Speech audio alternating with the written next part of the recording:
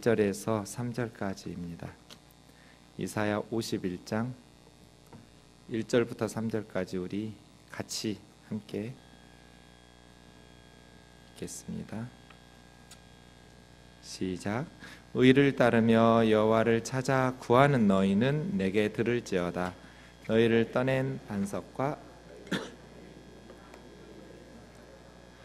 너희의 조상 아브라함과 너희를 낳은 사라를 생각하여 보라. 아브라함은 혼자 있을 때 내가 그를 부르고 그에게 복을 주어 창성하게 하였느니라. 나 여호와가 시온의 모든 황폐 고트를 위로하여 그 사막을 에덴 같게 그 광야를 여호와의 동산 같게 하였나니 그 가운데 기뻐함과 즐거움과 감사함과 창화하는 소리가 있으리라. 아멘. 이사야 51장도 49장에서부터 시작된 55장까지 이어지는 여호와의 종의 구속 사역으로 말미암아 승리하심을 계속해서 우리가 보고 있습니다. 여호와의 종의 노래들이 나오고 있는데요. 지난주 우리가 세 번째 노래들을 보면서 그에 대한 반응들도 보았습니다. 세 번째 노래는 50장 4절부터 9절까지인데요. 이 세 번째 노래에서부터는 여호와의 종의 고난이 심각하게 이렇게 확대됩니다. 우리를 위한 예수 그리스도의 대속적 희생, 고난, 죽으심까지 이제 네 번째 노래에서 이어지는 그러한 상황입니다. 여호와께서 학자들의 혀를 주셔서 곤고한 자를 어떻게 도와줄 줄 알도록 그런 학자의 혀, 그러기 위해서는 이렇게 귀가 하나님의 말씀을 잘 알아들을 수 있도록 학자의 귀를 가져야겠죠. 5절에 보시면 많은 역경과 시련을 앞두고 이 여호와의 종이 단단한 각오를 내리는데 물러나지도 않고 하나님을 거역하지도 않겠다고 말하면서 하나님의 말씀, 하나님의 뜻을 들은 자답게 행동하는데 6절에서부터 고난이 시작되죠. 때리는 자들에게 등을 맡기고 수염을 뽑는 자들에게 뺨을 맡기고 모욕과 침받침을 당하여도 얼굴을 돌리지 않고 그 고난을 다 당해내는 여호와의 종. 왜냐하면 7절에 나온 것처럼 하나님께서 도우실 것을 신뢰하기 때문이죠. 여호와의 종은 끝까지 하나님의 도우심을 의지하면서 그의 사명을 완수해요. 부끄러워하지도 않을 것이고 얼굴을 차돌같이 부싯돌같이 단단하게 해서 수치를 당하지 않을 것이라고 말하면서 8절에 이제 하나님께서 여호와의 종을 의롭다고 인정하실 것, 그리고 그의 대적들을 하나님께서 심판하실 것, 여호와께서 도우신다라는 것을 의지하면서 결국은 자기 대적들은 다 조미 먹는 옷처럼 낡아지고 다 제거되고 멸망하겠지만 하나님의 의로운 종은 고난 속에서도 그 사역을 완수하고 승리할 것을 이야기했었습니다. 여호와의 종도 이런 고난 속에서 승리했어요. 성경을 보세요. 어떤 믿음의 영웅이, 어떤 믿음의 용사가 고난 없이 살았던 하나님의 백성이 있나요? 없어요. 이 여호와의 종 예수 그리스도는 말할 것도 없고요. 성경의 모든 인물들이 고난 속에서 하나님을 의지하고 하나님의 도우심을 힘입어서 승리하게 되었죠. 그 사명을 완수하게 되었죠. 그러니 이제 51장에서는 너희도 그러라는 거잖아요. 10절 11절에 보시면 두 부류의 사람들이 나오는데 흑암 중에 정말 내 삶에 빛이 하나도 없다고 생각될 때, 죽지 못해서 살 때, 정말 한 줄기 빛도 없다고 느끼는 흑암 속에서 절망 가운데 사는 사람이라 할지라도 하나님의 이름을 의뢰하고 하나님을 의지하라고. 여호와의 종이 고난 속에서 하나님 의지해서 사명을 완수하고 승리하셨던 것처럼 너희도 하나님을 의지하고 하나님의 이름을 신뢰하라고 권면하고 있습니다. 11절처럼 살지 말라는 거죠.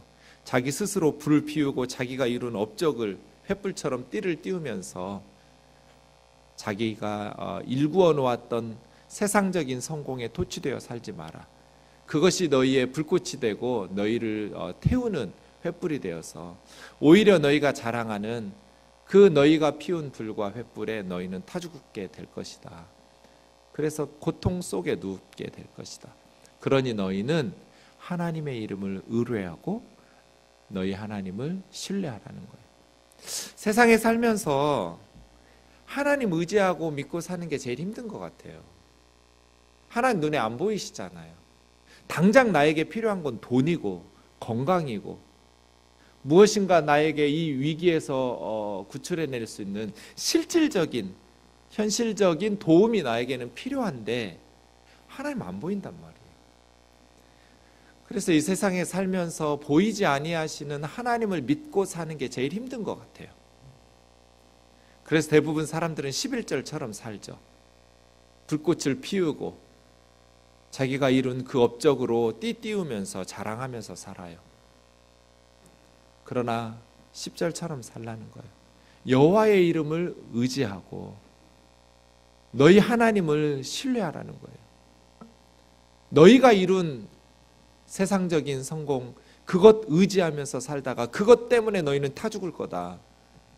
그러니 너희 스스로 불피워서 자기가 일궈 놓았던 업적에 스스로 타 죽지 않도록 결국 고통 속에서 무너질 것이니까요.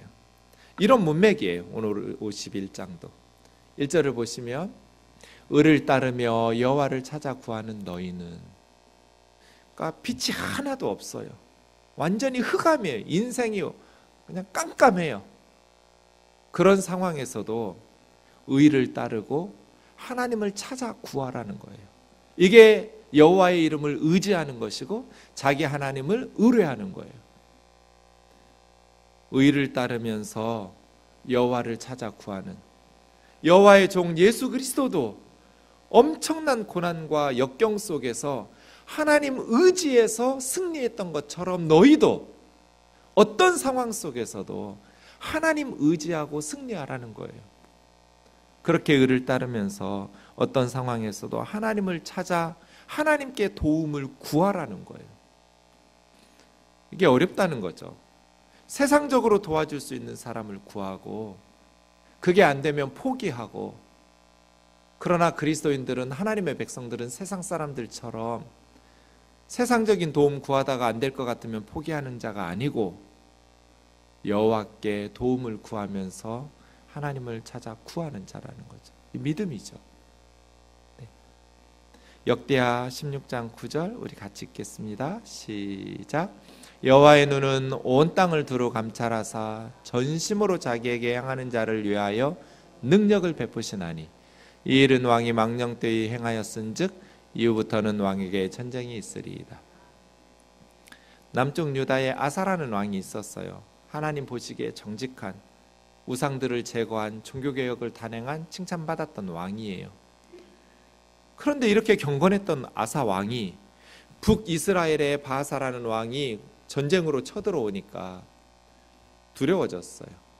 그래서 더 큰 나라 아람의 베나달에게 예루살렘 성전에 있는 보물들, 왕궁 곳간에 있는 보물들 다 갖다 바치면서 우리 좀 도와달라고.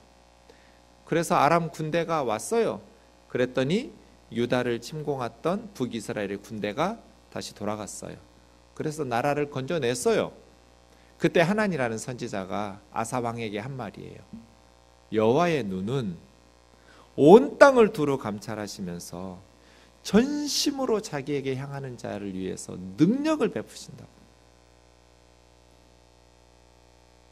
하나님을 의지하지 않고 더 큰 나라의 군대를 의지하는, 이건 망령되이 행한 왕은 전쟁이 있을 거라고. 지금도 마찬가지죠. 이 말씀은 지금도 진행형이에요. 아사시대에 끝난 말씀이 아니에요. 지금도 우리 하나님은 온 땅을 두루 감찰하실 것 같아요. 그리고 전심으로 하나님에게 향하는 자에게 능력을 베푸시려고 찾고 계신다고 믿습니다. 우리가 어떤 상황에서도 하나님의 이름을 의뢰하고 하나님을 신뢰해야죠. 빛이 하나도 없어요. 흑암이에요. 죽을 것 같아요. 그런 상황에서도 전심으로 하나님을 의지해라. 하나님은 그를 위해서 능력을 베푸신다는 거잖아요. 의를 따르며 여호와를 찾아 구하는 너희여, 여호와를 찾아 구하는 너희여. 그래서 히브리서 11장 6절에서 우리에게 가르쳐주는 것처럼 믿음이 없이는 하나님 기쁘시게 할 수 없다. 뭘 믿을까요? 두 가지를 믿어라. 하나님께 나아가는 자는 첫째, 반드시 하나님이 계신 것을 믿고, 둘째, 하나님은 자기를 찾는 자들에게 상 주시는 분이라는 것을 믿어야 된다. 계속해서 의심하고 불신하는 사람이 무슨 기쁨이 돼요? 세상에서도 믿고 신뢰해 주는 사람, 믿고 따르는 사람이 기쁨이 되죠. 하나님도 마찬가지죠. 우리가 하나님의 백성이니 흑암 중에서도 하나님을 신뢰하는 것, 하나님은 자기를 찾는 자들에게 상 주시는 분이라는 것을 신뢰하는 것. 그래서예요. 여호와를 찾아 구해라. 지금 이 상황은 바벨론에게 나라 망한 상황이거든요. 나라 망해서 포로지에서 고통스럽게 살아가고 있는 백성들에게 빛이 하나도 없고 흑암 속에서 사는 것 같지만 온전히 절망이 너희를 지배하고 있지만 여호와를 찾아 구해라. 하나님에게 도우심을 구하고 하나님을 찾으라는 거예요. 그들에게 외치는 말이에요. 너희를 떠낸 반석과 너희를 파낸 우묵한 구덩이를 생각해 보라. 뭔 말이에요? 어떤 반석이 있었어요. 그 반석에서 이 이스라엘 사람들을 떼어냈다는 거죠. 어떤 구덩이에서 거기서 떼어낸 거예요.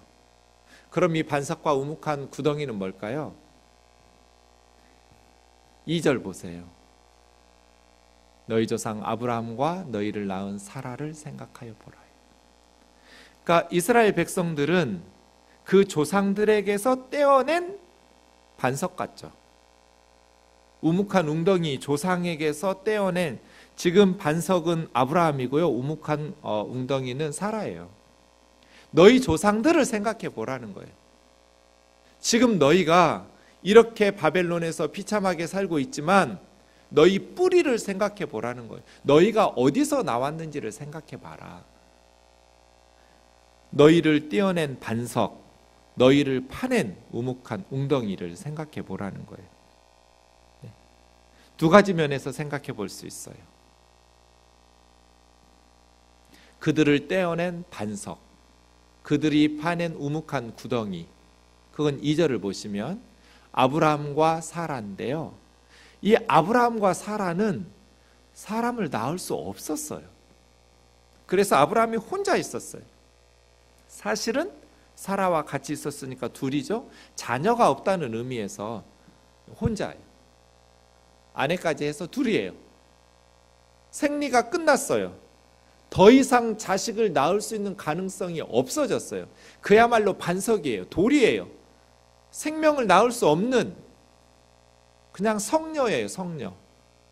사라는 아이를 낳을 수 없는 가능성 제로의 여인이었어요. 아브라함도 성남이에요. 그냥 너무 늙었어요. 더 이상 아이를 낳을 수 있는 가능성이 없었어요. 반석과 우묵한 웅덩이 같았어요. 그런데 생각해 보라는 거예요. 하나님의 은혜가 그들에게 임하였을 때 이렇게 많은 자손들을 낳았어요. 하늘의 별과 같이, 해변의 모래와 같이 많은 자손들의 조상이 되었어요. 너희 조상 아브라함과 너희를 낳은 사라를 생각해 봐라. 그들도 절망 속에 있었지만 빛이 하나도 없었어요. 뭐 생리라도 해야 애를 낳죠.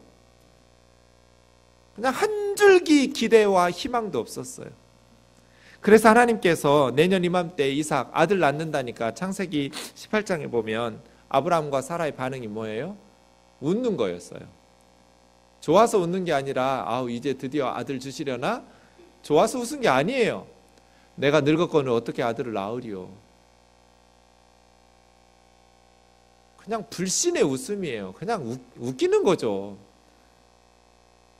이제 와서 무슨 애를 낳는다고 그래요. 가능성이 전혀 없는 사람들에게. 그때 천사가 딱 질문 하나 남기고 갔어요. 여호와께 능하지 못한 일이 있겠느냐? 여호와께 능하지 못한 일이 있겠느냐? 내년 이맘때 사라에게 아들이 있을 거다.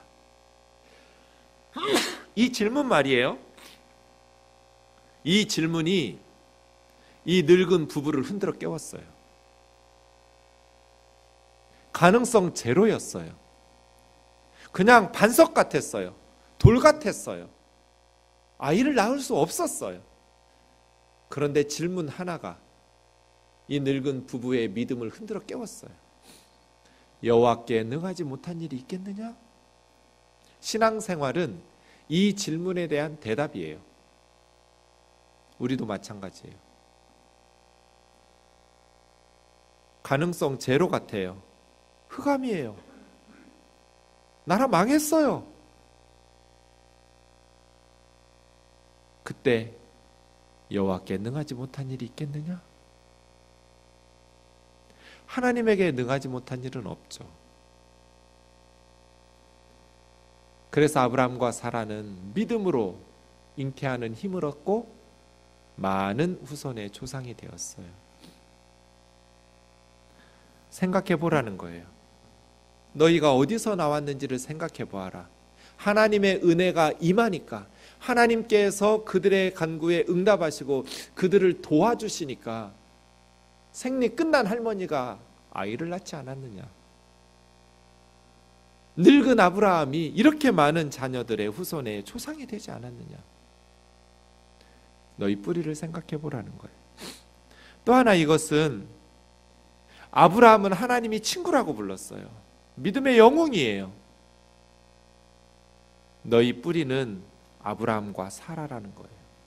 지금 이렇게 비참한 노예지만 열방의 집반집힘을 받는 그런 우상 숭배하고 죄지어서 하나님의 진노로 지금 이방에 끌려와서 사는 그러한 노예들이지만 너희 조상은 보석 같은 존재라는 거예요.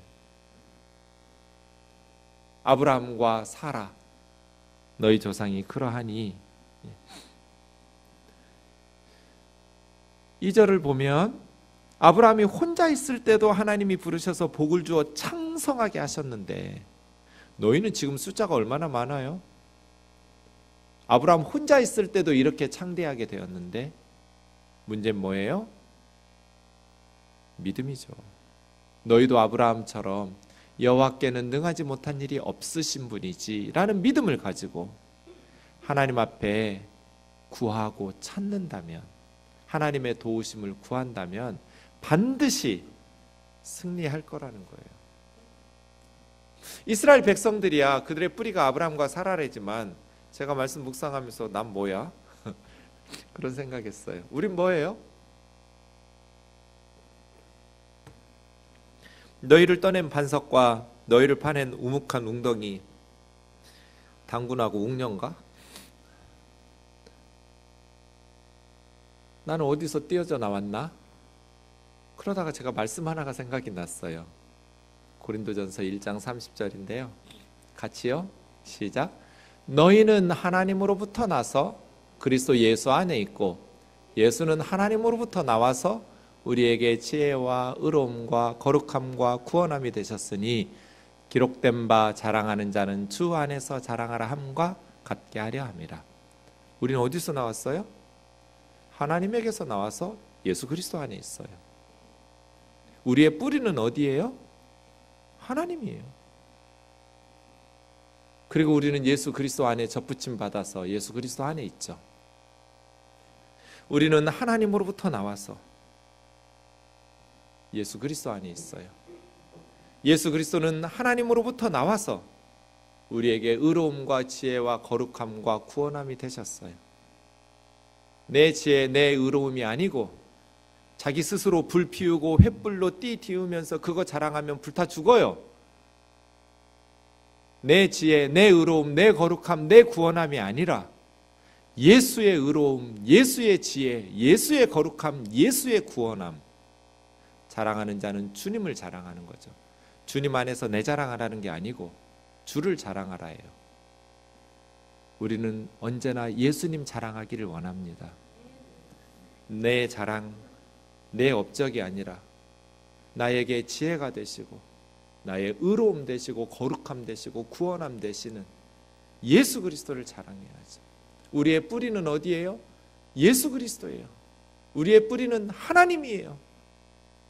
그렇게 우리가 어디서 나와서 지금 하나님의 백성 되었는지를 기억한다면 어떤 상황 속에서도 낙심하지 않을 수 있죠. 우리는 하나님에게서 나왔으니 가시나무에서 사과가 열리진 않아요. 사과나무에서 사과가 열려요. 뿌리에서 열매가 열려요. 너희 조상 아브라함과 사라를 생각해봐라. 너희는 그 뿌리에서 나온 거룩한 하나님의 백성이다. 힘을 내라는 거잖아요. 절망하고 낙심하지 말고 용기를 내라는 거예요. 3절 읽고 마치죠. 시작. 나 여호와가 시온의 모든 황폐한 곳을 위로하여 그 사막을 에덴 같게 그 광야를 여호와의 동산 같게 하였나니 그 가운데 기뻐함과 즐거움과 감사함과 창화하는 소리가 있으리라. 하나님이 황폐한 예루살렘 시온을 위로하고 돌보실 때 사막에는 아무것도 없지만 에덴 동산같이 그 광야의 황폐한 곳을 에덴 여호와의 동산 같게 하겠다는 거예요. 그렇게 반드시 회복시키실 테니까 지금은 한 줄기 빛도 없는 흑암같이 보이지만 하나님을 찾아 구해라. 하나님을 믿고 신뢰해라. 낙심하고 포기하지 마라. 하나님 앞에 희망을 가지고 구해라. 하나님 도와달라고 외쳐라. 그때 하나님께서 사막을 에덴 동산같이 광야를 여호와의 동산같이 변화시켜 주실 것이다. 그러면 그 가운데 네 가지가 있을 것인데 기쁨이 있을 것이고 즐거움이 있을 것이고 감사가 있을 것이고 창화한다라는 건 서로 노래한다라는 건데요.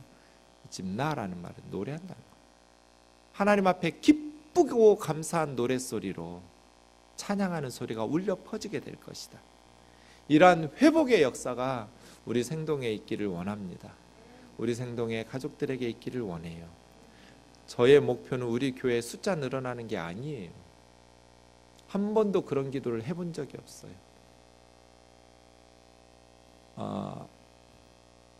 한 번도는 아닌데 개척할 때는 그런 기도 많이 했어요.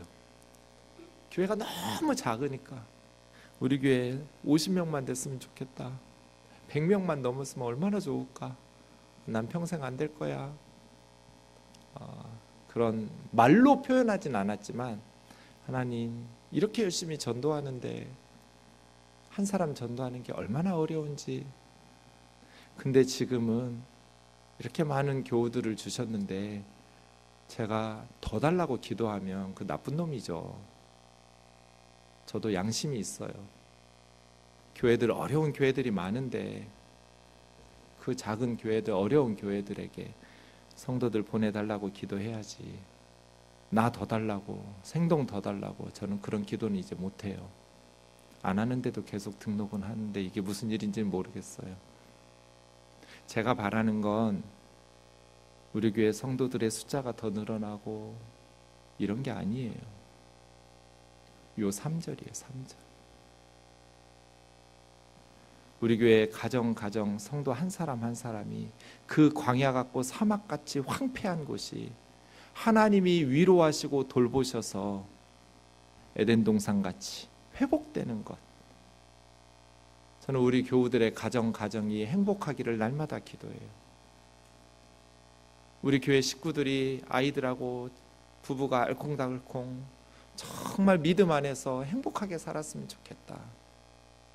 기쁨과 즐거움과 감사와 노랫소리가 울려 퍼지는 그런 가정들이 되었으면 좋겠다.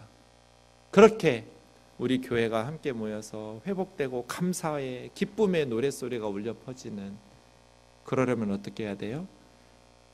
하나님의 위로하심이 있어야 돼요. 하나님의 위로하심. 그 하나님의 위로하심이 있으려면 어떻게 해야 돼요? 1절이 있어야 돼요. 우리가 의를 따르면서 하나님을 찾아 구해야 돼요. 그럼 하나님 반드시 응답하시고 전심으로 자기를 향하는 자에게 능력을 베푸시거든요. 그런 우리 생동교회가 되기를, 그런 행복한 교회가 되기를 주의 이름으로 축원합니다. 우리 같이 말씀 붙들고 기도합시다.